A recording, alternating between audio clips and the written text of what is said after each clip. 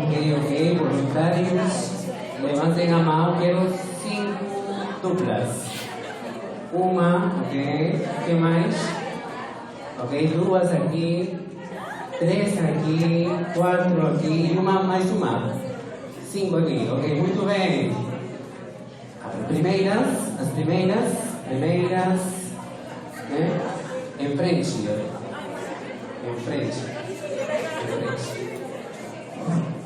Em silêncio, ok, escutamos. Em silêncio, escutamos as suas colegas.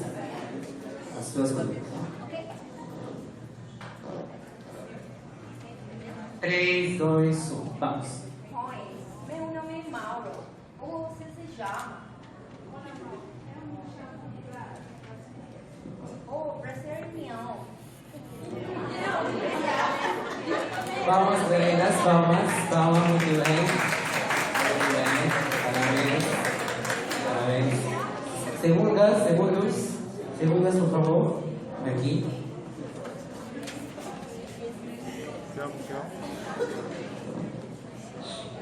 Ok. Em silêncio, por favor. Oi, meu nome é Aida. Como você chama? Olha, Aida, eu me chamo de Prazer. O prazer é meu. Muito bem. O importante é comunicar-se. Agora não é ser perfeito brasileiro, não. Ok? Terceiros, por favor.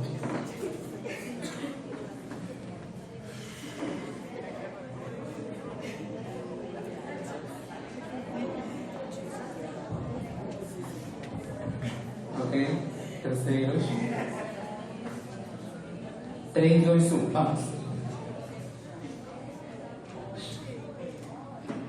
Oi, meu nome é desde. Como você se chama? Olha, desde. Eu me chamo Maria. Prazer. O prazer também. Muito bem.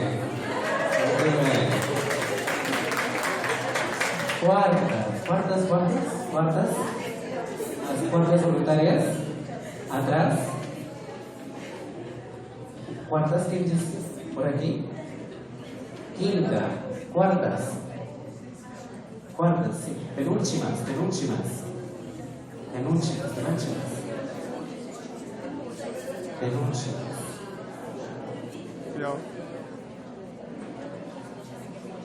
Ah, 3, 2, 1, vamos. Oi, meu nome é Rosa. Como você se chama? Oi, Rosa. Eu me chamo Erika. Prazer. O prazer é meu. Muito bem. Vamos para elas também. Muito bem. As últimas, por favor. Voluntárias.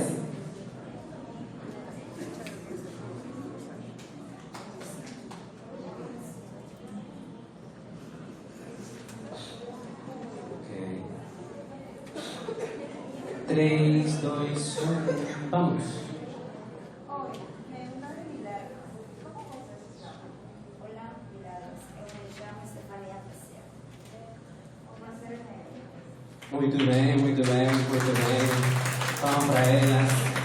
Ok, muito bem. Isso, já sabem apresentar-se e despedir-se também. Tchauzinho, né? Tchauzinho. O resto já é gramática, já se aprende na classe. Ok? Nosso tema é diálogo somente. Temos gramática também, né? Portuguesa. Né? Muito obrigado. Até logo, tchauzinho. Muito obrigado. Obrigado. Tchauzinho, obrigado.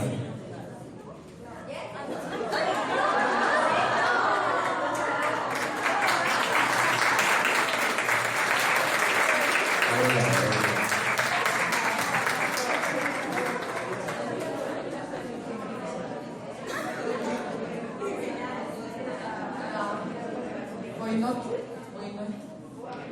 noite. Muito obrigado, senhor Flores. Eu falar português, tudo. Just kidding, just imitating. Please, thank you very much, Mr. Flores, for your exposition. Wait, because another lecture is coming soon, okay? Thank you very much.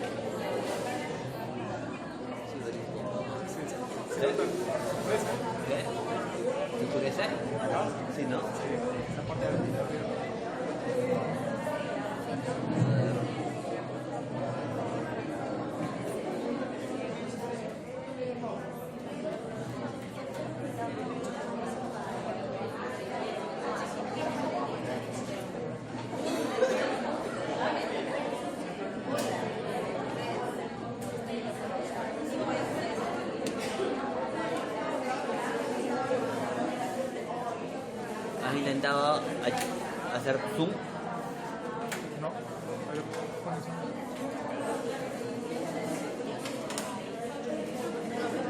Normalmente el zoom es...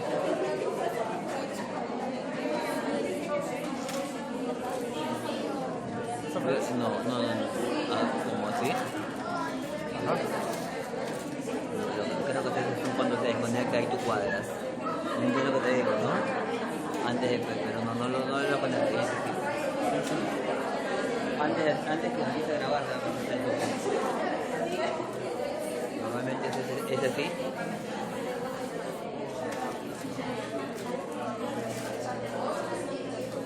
Y es el turno, pero... ¿Y no se te acordó del momento? Hace tiempo se me ha apagado eso. Ah. Eso. Está con los datos. Está logueado con ese, no es lo que internet está. Está con los datos. Los datos del teléfono. No, del teléfono.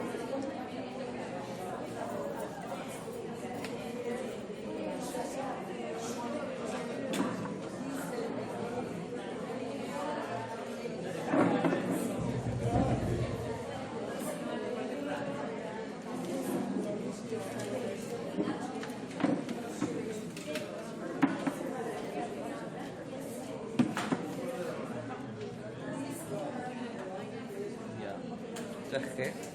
Vas a entrar un poco más, ¿ya? Sí, eso.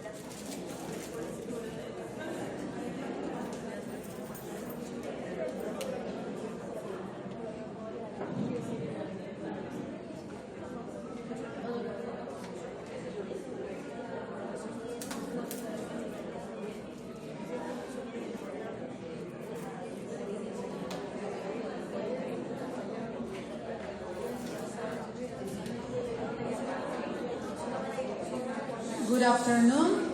It's a pleasure for me to introduce you to our third lecturer, Irma Rodriguez from Pearson.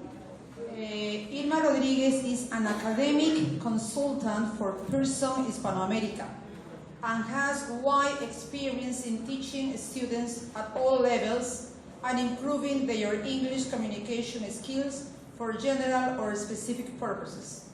For several years now, she has been successfully involved in teaching training, conducting seminars, workshops, and talks in Peru and other countries.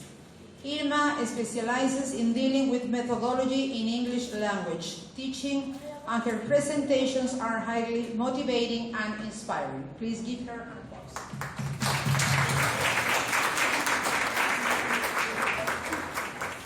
Hi, hello. While they get this microphone here ready, maybe we can be using this one. How are you today? Actually, me too. I'm feeling really happy because I have the chance to be with you again.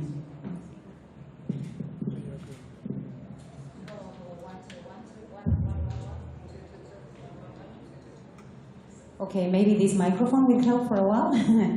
This one is okay, no problem. While they get this other one.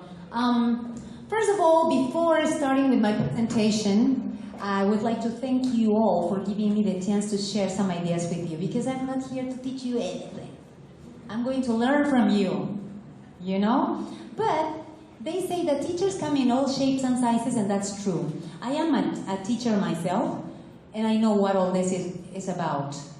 I know that teachers work 24/7. Is it true? Absolutely. Yes, 24/7. And the idea is to find more tools, more resources, more things that can help us, you know, improve our lives. You know, like having extra time for our family and friends. Yes, because we always think about everything regarding our students. We even have dreams. We even have nightmares. Or not? I know what all this is about. So, the more tools we have, the more resources we have, the better. You know, that way we will be able to help our students. And Is it working? No, it's not. So, who can help me with this one here? I don't need this, please. Thank you very much. I will keep this one here. Thank you. Yes.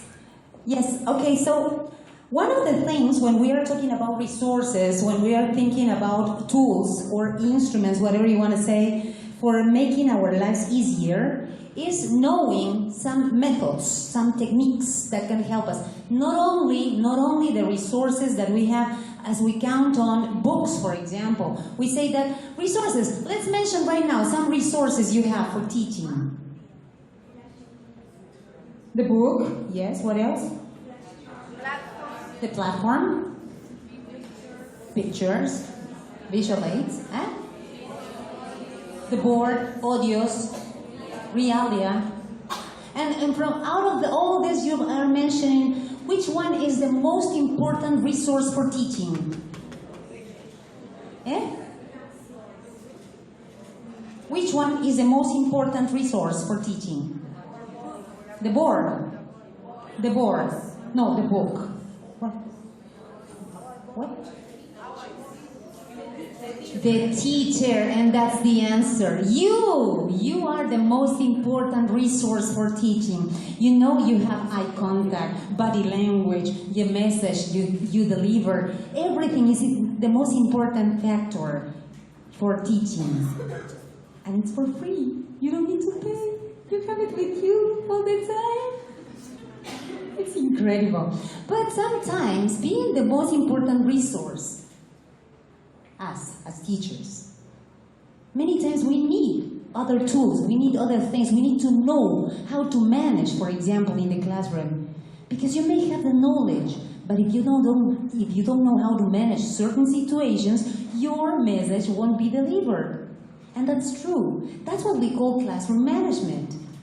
And especially when we are focusing this classroom management on young learners, it's even harder. It's even harder, but not impossible. And that's why today I am bringing some ideas regarding this, creating an effective learning environment, which is related to classroom management. Okay? So I would like you to discuss with your partner and think about something regarding all the things that can be seen in the classroom while we are teaching. For example, when we say, who's got it? Quiet please, silence, time to clean up, and so on, so on, so on. These things happen around the class, yes or no? Okay, so what else can you think of? Oh yes, time. Time is really important, and it is part of our lesson planning. Timing everything, yes, it's important. What else? At the back, ideas from the back? No? Come on, don't be shy. Some other resources, some other problems we can see around the class when we are teaching. Games, or the fact of having boys and girls. Sometimes all the boys want to be in a side and all the girls in the other side. And then when you want to compete or play a game in which they are competing, girls don't want to compete with boys or the opposite. Yes or no? Okay, so we should be aware of those elements, those things that can interfere in our teaching. It's important. It's extremely, extremely important. So, let's think about what do you understand by classroom management? When we are talking about classroom management, the first thing we have to do is to understand what we are talking about, right? Do you consider classroom management important? Why or why not? That's what I would like you to discuss with your partner. Please, you 3, 2, 2, 2, 2, 3, 2, 3. Discuss. Right over here. You 3.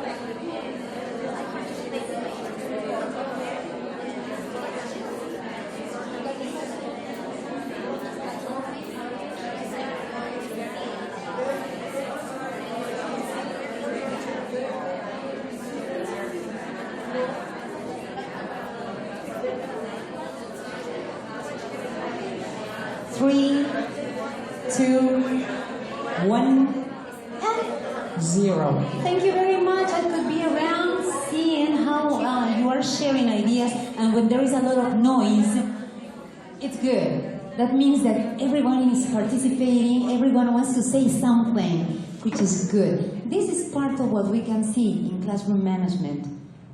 You are not asking one person who can give me the answer, only one participates, you are making everybody participate. For example, this is classroom management, this is part of it, right? So, before seeing if it's important or not, so what do you understand by classroom management?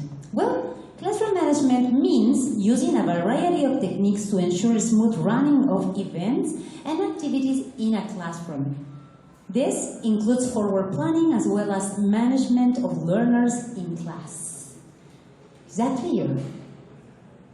Is that clear? Classroom management means using a variety of techniques to ensure smooth running of events and activities in class are happening. So you have to see how you are going to make your message delivered.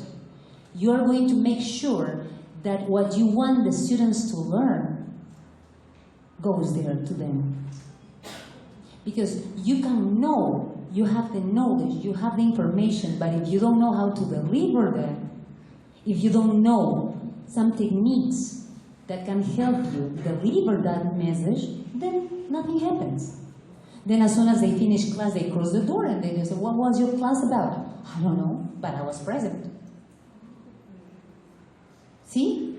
Okay, so it is not only knowing the subject, in this case, English, but it's knowing how to manage certain situations. So, understanding what classroom management is, do you think it's important? And why? Just to sum up. Why? Because we have a clear objective.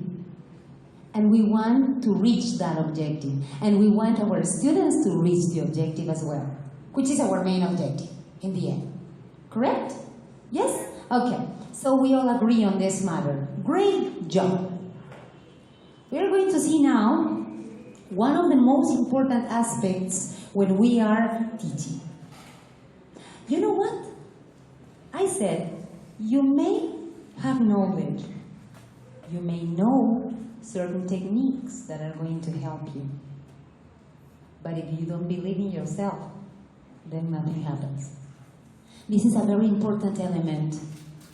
As you close the door and you get in the classroom, then you have to be absolutely sure that everything is going to be fine. You have to believe, strongly believe, that you are the best. How can you do that? It is just understanding who you are. Who are we? We are teachers. Not everyone in the world can be a teacher. Shh, that's a secret. We are special people. And in my world, in my imagination, and I am asking you for permission for this one, I'm a believer, and I just imagine God, like worried, God thinking about what to do in the earth, because he sees that the creation is being destroyed, and he sees that people are killing each other, and he sees that they are destroying the whole world, and he is really worried because he doesn't know what to do. So he stops and says, okay, I need to create something that is really effective. I'm going to call and recruit my strongest angels. So he calls the angels and says, listen, I need to send you to earth. You're going to do a great job there. You're going to change people's minds and hearts, and you're going to make a difference in this world. You're going to fix the world that has been destroyed. Okay, the strongest angels say, but you will have to work 24/7. Well, okay, but you will have to be very patient. Well, okay, we can manage. But then you will have to do very hard work.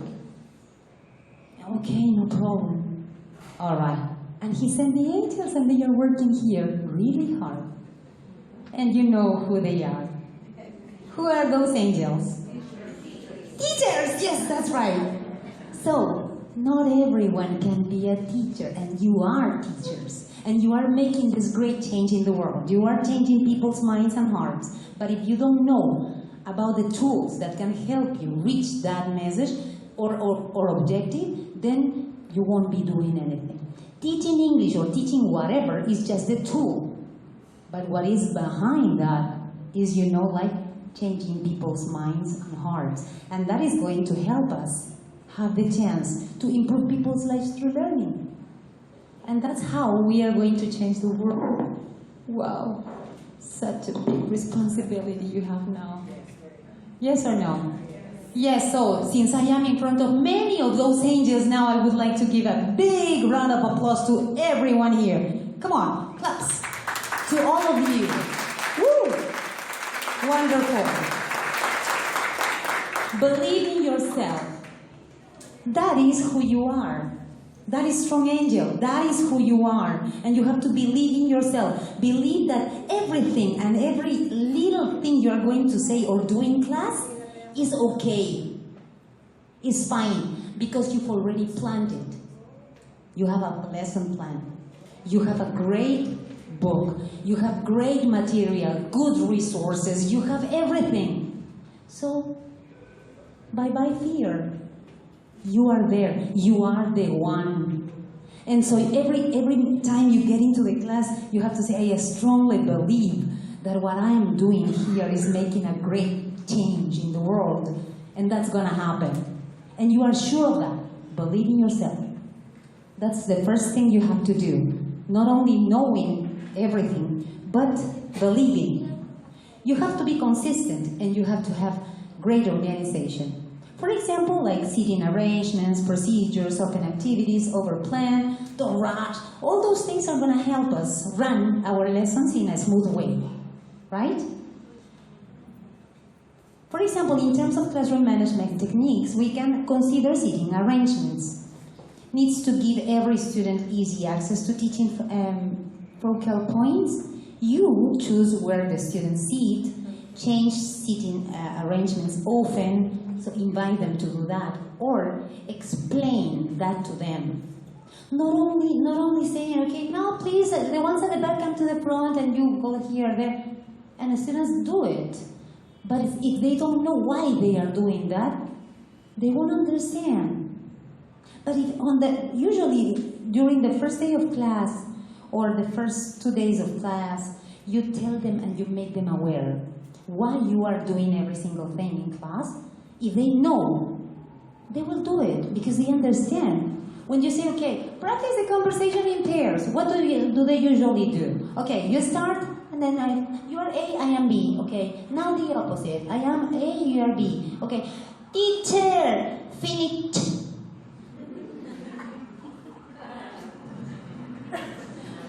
And then the teacher says, no, you're not finished, please continue. Okay, again, they practice. Teacher, finish. And they look at you like, come on. The teacher is killing the time. He's making us repeat the same thing like 100 times.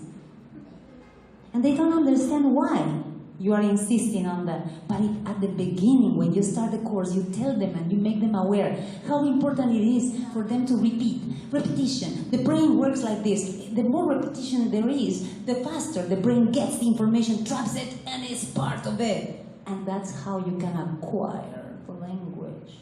What do you want to do? Learn the language or acquire it? And you can clearly see the question mark here. What's that?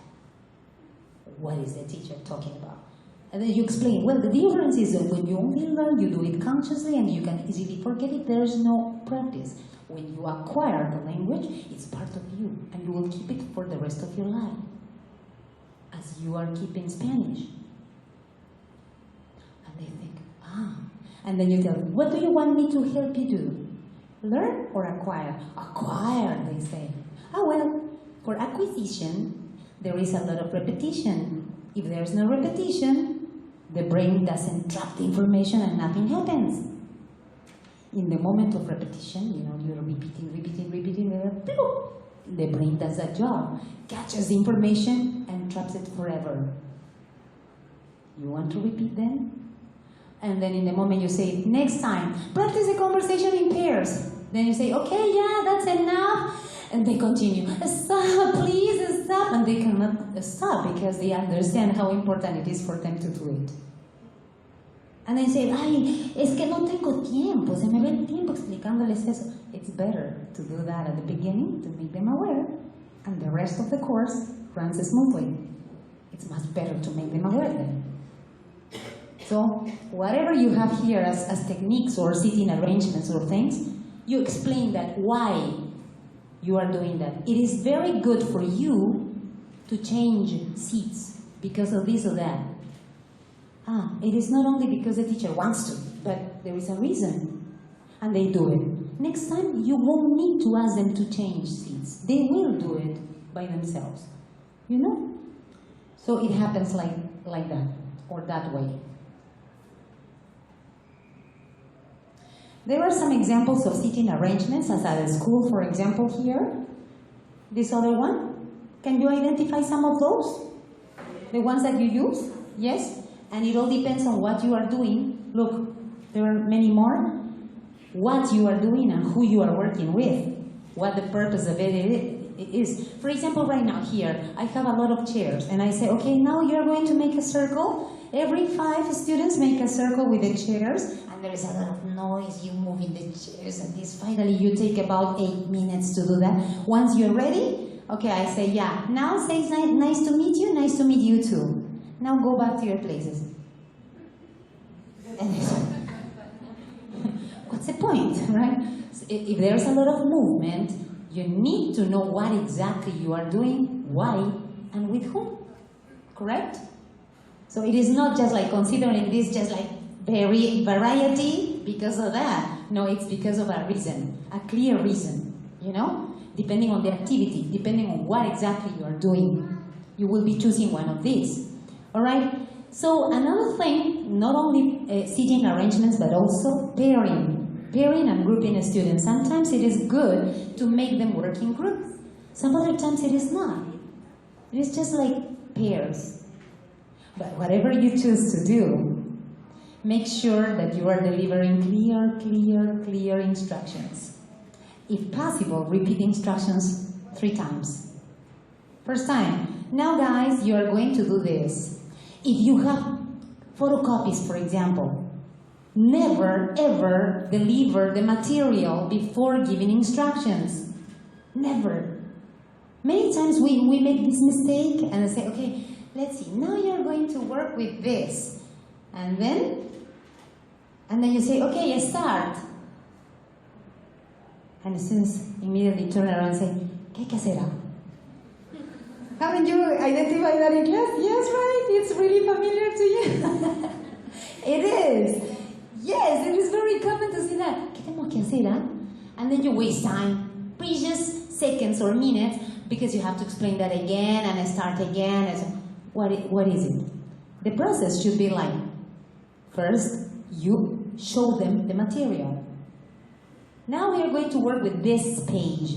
See? Okay? How? In groups. We're going to form groups and you are going to do this, and that, and finally this. Clear? Yes. So, what are you going to do? We're going to use this paper. All right. And we're going to work in pairs. No, I said groups. All right. And then you check. So finally, are you ready? Yes. All right. No, I'm not going to deliver this. You tell me, what are you going to do? And they tell you, perfect. Okay, now, make groups. Now, you give them the material. Otherwise, it will be a waste of time. Right? Okay? So, pairing and grouping students. There are certain things that we should consider. Are you supposed to pair them? Can they choose? Are students going to work with whoever is sitting next to them? Are you going to decide who students work with for pair and group activities? What do you think? Is it the students, the ones who choose? Is it the teacher? What do you think?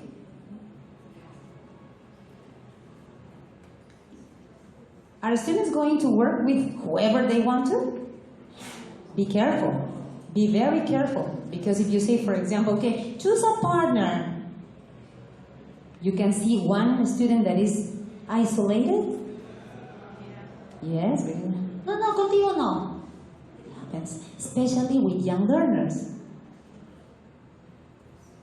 Young learners tend to be cruel, right? So we have to be very careful.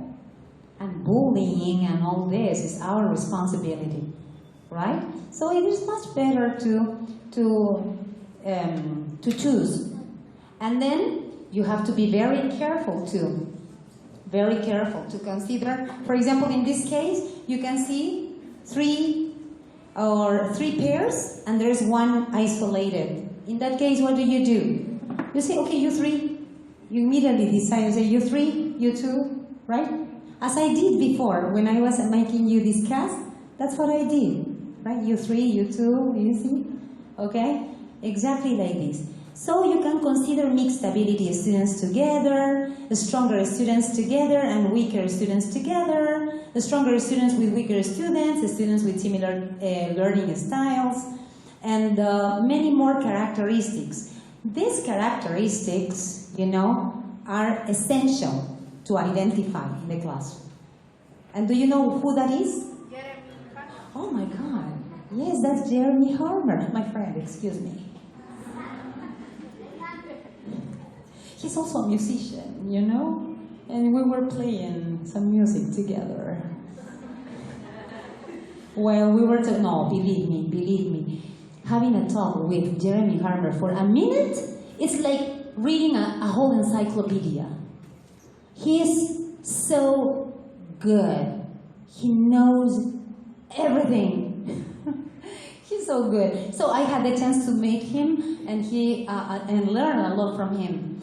We have to learn that it is absolutely important for us to choose how to pair or group students.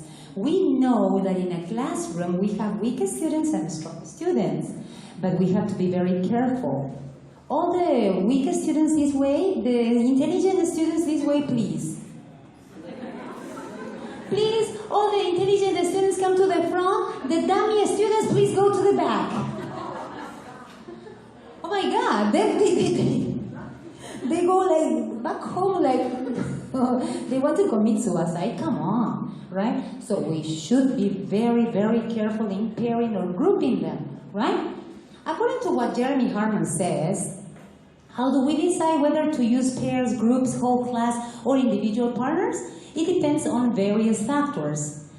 The task will determine the pattern, variety and sequence to sustain motivation, and the mood can be changed by changing patterns. This is something that we have to keep in mind, right? That's what Jeremy Harman says. And something that we have to observe is the fact of making the difference between discipline versus procedures.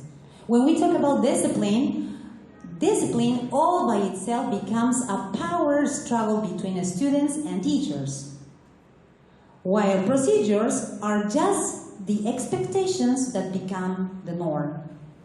So this is something that is absolutely related to the fact of working with kids or with young learners. They need to understand clearly rules, regulations, and things. And in the moment you want to pair them or group them, they will have to say, ay no, teacher, yo no quiero trabajar con ella. Me derroche, me derroche. That's what they say. Young learners react that way. Yes, that's true. So we have to be very, very careful, right? They need to understand discipline and procedures. And here, there's a message. What is discipline? Discipline is the bridge between goals and accomplishments. Also, make students aware about that. If they understand what exactly discipline means, then they will behave themselves.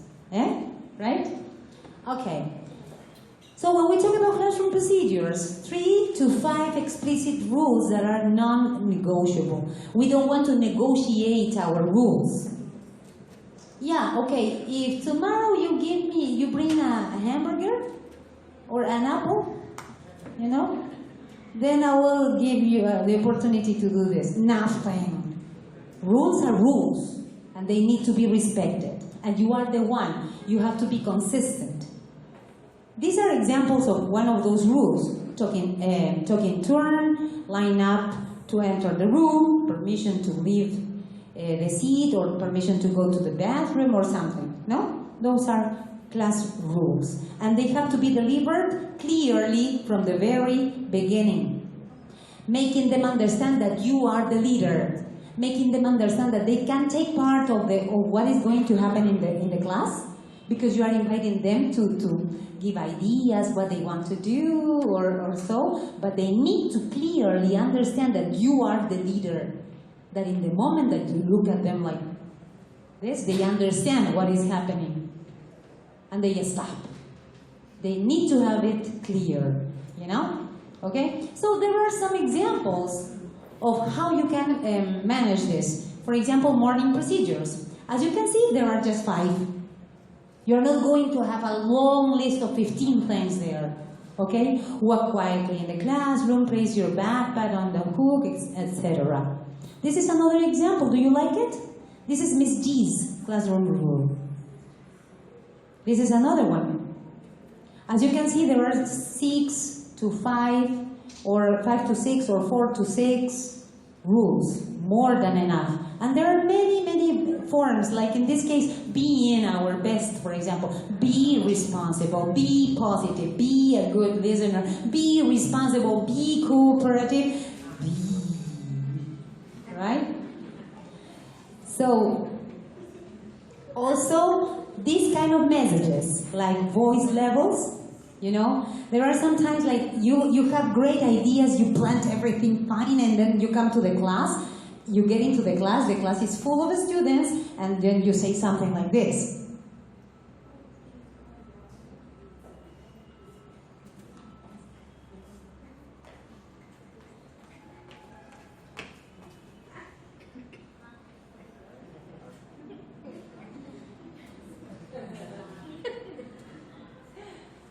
Or you can start saying something like this, and then everybody's going to make noise with me.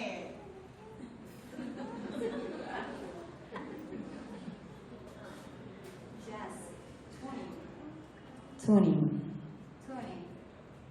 You have a microphone. But if you don't have a microphone, you can still make the people at the back listen to you, but not disturbing people around. That is, you know, you have to manage how to use your tool here. This is your voice. Sorry? Voice projection. Exactly. That's what we call voice projection. From, you know, calculating the volume of your voice enough to be listened to at the back, but not disturbing the ones that are in the front. Right? So, this is part of classroom management too. And sometimes you say, no, eso es para los actores. You are an actor. Remember, teachers are actors. Another thing, you have to look at the student and analyze what kind of person that is. No, eso es para los psicólogos. You are a psychologist. Teachers are mothers, fathers, psychologists, nurses, you know, many actors. You are acting, and this is your audience. It's true. Okay? So this one can help. For example, you prepare numbers from 0 to 4. And you make students aware what they are for. So when you show 3, they understand what the message is. And so, since this is your main tool for teaching, one of the main tools for teaching, then you have to take care of it. Instead of saying, silence, please. Okay, silence. Now I'm going to do this. Silence.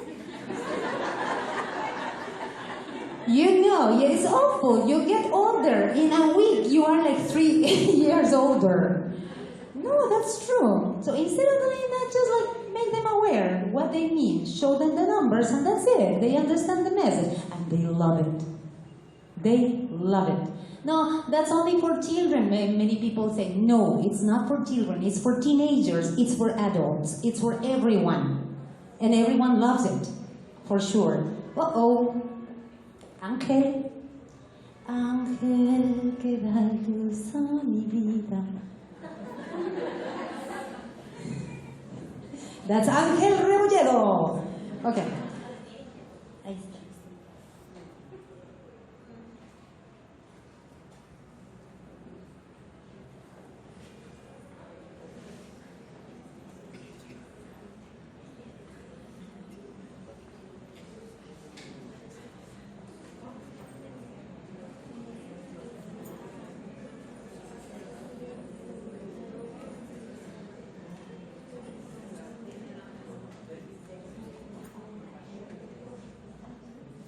Okay, so while he gets the chord, keep on track with your chat, for example. One is quiet, the other one is small voices and talking voices.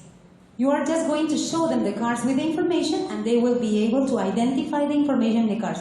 You don't use your instrument, your tool, There are classroom procedures. One thing, practice.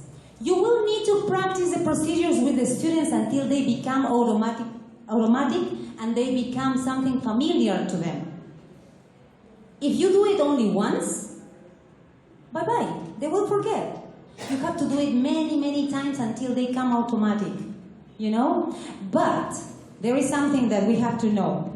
Young learners, in this case, you need to know the characteristics of young learners. If you're working with adults, learn the characteristics of adults or children, the ones you're working with.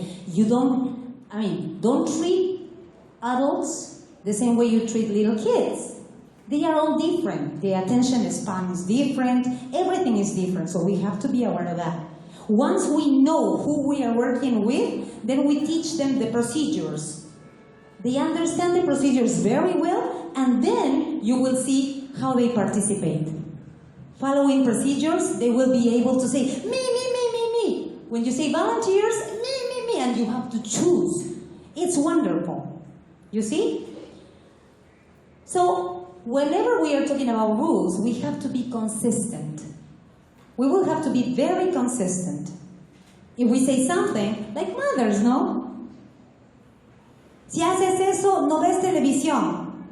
And then the son or daughter looks at like el gatito con botas, And then the mother says, yeah, solamente esta vez.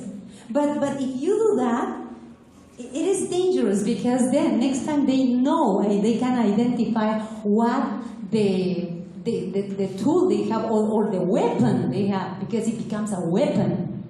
And they know, I know, los ojitos del gato con botas work. So, if you change your mind immediately, then nothing will happen. They will be the leaders, and you will be under control. So what is the secret in this case? Be consistent. Be consistent. That's the point. Be consistent. Is that clear? So, consistency is part of these procedures. Discipline, procedures, creating rules, and being consistent. Is that clear? First?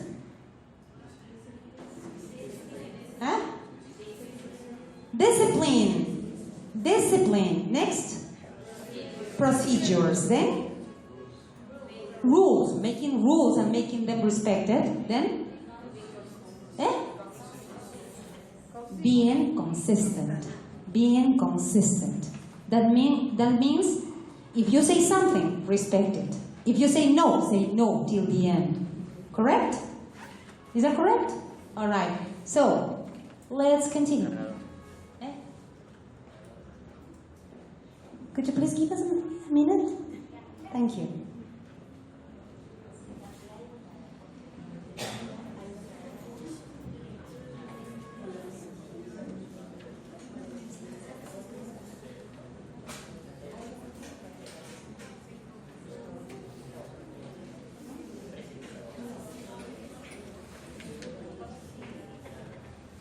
Okay, so just to review, this is part of what we were saying. Believe in yourself. Believe in yourself. One thing is believe in yourself. And the next thing we are going to see now after this is motivation. And when we're talking about motivation, we are not talking about the teacher or the students only. It's both. Both have to be motivated. And there is something I have to say here. When we are talking about motivation, if you want to motivate your students, you will have to be motivated. But if you don't believe in yourself, you won't motivate anyone. You don't believe in yourself, you are not motivated, so you don't motivate anyone. Clear?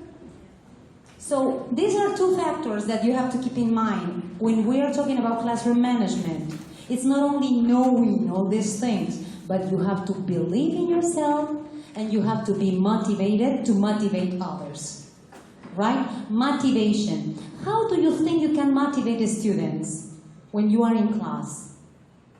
By offering something? Extra marks, for example? How can you motivate your students? Giving them candy. Giving them candy, yes, good idea. Extra marks, eh? Happy faces. Oh yes, I remember I had these executive students in the morning wearing a suit and a tie with a happy face here. They were so proud of that. Oh no, they love it. No, it's true. Yes, so, but be careful. Too much candy, then you send them to the dentist. Unless your husband is a dentist, well, that could be a good job. No, I'm kidding. So, another thing is praising them. You can motivate the students by praising them or giving them feedback, immediate feedback. If they receive feedback after a while, they don't even understand what that feedback is about or why or when or where. So give them immediate feedback. Tell them in the moment that they are right or wrong. And don't exaggerate. Sometimes when we praise them, we'll say, very good. And Jeremy Harmon taught me that many times we exaggerate and we become very gooders. Do you understand that? We become very gooders. So we say very good to everything. Let's see, for example, what's your name? My name is Very good. Where are you from? Very good. Do you have plans for the weekend? You don't? Very good. You understand that? You understand? So we become very gooders, and that's terrible because sometimes we say very good to everyone, and then in the end, the student fails. How come? If the teacher said I was very good. So be clear, you know? Okay, so consistency is going to help us. There is a lot of planning. We have to plan. Lesson planning is important. This is what I was telling you about, motivation. And this is all what I was telling you about. There is extrinsic and intrinsic motivation. You know intrinsic and extrinsic motivation? Intrinsic, you were born with that. I like that. Why? I don't know. And I like that. Why? Because my teacher taught me that it is good. Extrinsic. Intrinsic, when you have it because you were born with it. Extrinsic, there is exactly something outside that influences, right? So intrinsic and extrinsic motivation. We have to also think about the 21st century skills that are going to help students become excellent thinkers, critical thinkers. Will be able to live this life. We are talking about the 4 C's: creativity, communication, collaboration, and critical thinking, digital literacy, information literacy, media and ICT, and also career and life, flexibility and adaptability, social and cross-cultural interaction, and so on. All this is the 21st century skills that are going to help us become a teacher like this. Are you a teacher like this? Yes? Do you know this character? Eh? Yes, Inspector Gadget. And we have a lot of gadgets because we have a lot of tools, even to sometimes improvise. We have to be ready to improvise if necessary, but not improvising every day. Obviously, in certain moments, that's okay. But planning is very important, okay? But we have to be like Inspector Gadget. We have to be teachers like this. If we have 21st century skills, information, Clio, content, language, integrated learning. We have all these tools of classroom management. Then we will become a teacher like this. There are some helpful hints. Be present in the class. Wait for quiet to talk. Don't ask questions with undesired answers. Provide structures. Do not negotiate. Provide choice. But all choices should be your choices. Yes. You say, okay, guys, you can choose. You can choose the one you want, but who makes the list? The teacher, of course. And check planner during quiet seat work. Helpful hints here: anticipate and remove. Don't take it personal. Don't make it personal, and say something positive to your class every day. There is something else to say every day when you're in front of people. Don't go directly to the page and cover what you have to do. And remember that you have been sent for a specific purpose and you are changing people's minds and hearts. So there is always something else to say to make them or help them become better human beings. That's our job, right? So when you see this image, and we are about to finish, when you see this image, there is something that comes to our mind. Who? Martin Luther King. At that time, there was no internet. At that time, how could they gather such, a large group of people going to a place to listen to him? We don't understand. That was the only time ever with that amount of, with that number of people. Never again, not even the Beatles or anyone else, never again. And at that time, there was discrimination, a lot of discrimination. And many people, not only black people, but all kinds of people went there to listen to him. You know why? You know why? Do you know why? You would like to know why? Because he strongly believed in himself. Because he strongly believed in what he was going to say. And his beliefs were really strong. This is Martin Luther King. The one who said, I have a dream.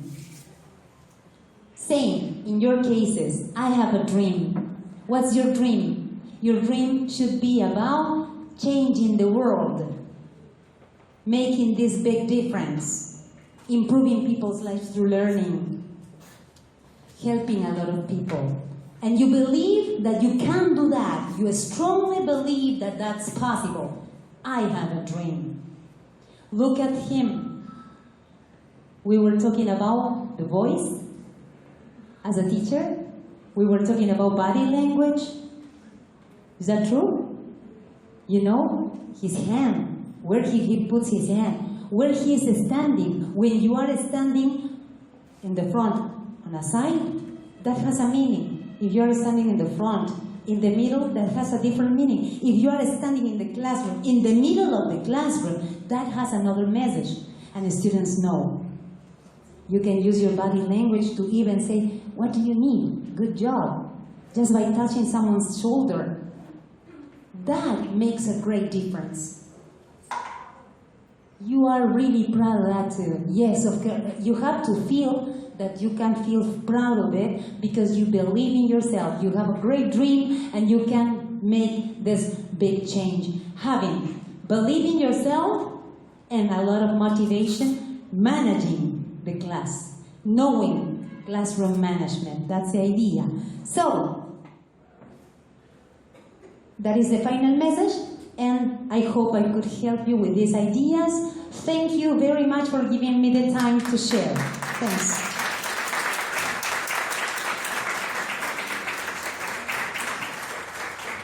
you, Ms. Rodriguez. Thank you very much. Please, dear colleagues, you can go on the first floor to get your break, but before that, please pay attention. Remember, if you want to get a certificate, you have to pay now in building C, in the basement. You have to pay now so you get your certificate tomorrow. But if you can't and you have to pay tomorrow, no problem, you can do it, and you get your certificate on Monday. Okay, no problem. Okay, thank you very much.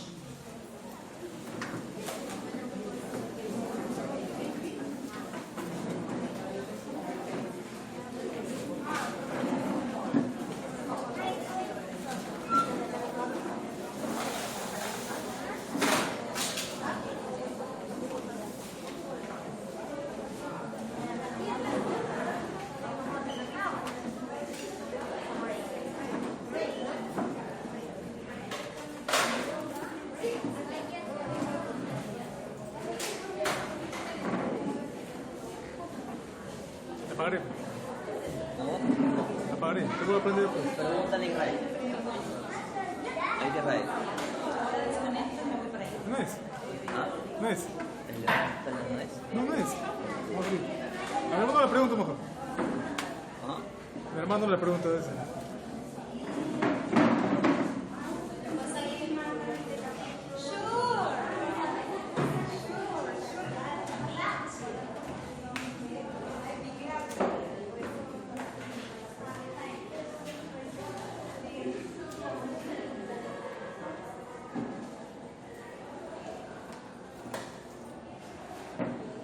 One more, just in case.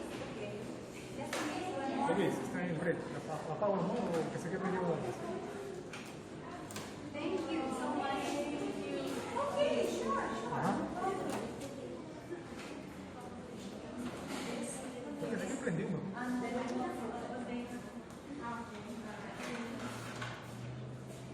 Ya, lo apago.